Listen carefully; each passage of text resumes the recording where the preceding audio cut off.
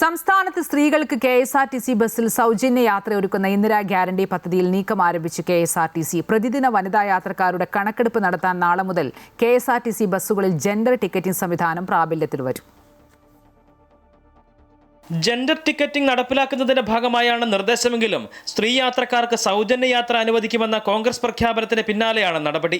പ്രതിദിനം കെഎസ്ആർടിസി ആശ്രയിക്കുന്ന 29 ലക്ഷം യാത്രക്കാരിൽ 19 ലക്ഷത്തോളം വരുന്ന വനിതകളുടെ വിവരങ്ങളാണ് പുതിയ സംവിധാനത്തിലൂടെ ശേഖരിക്കുന്നത്.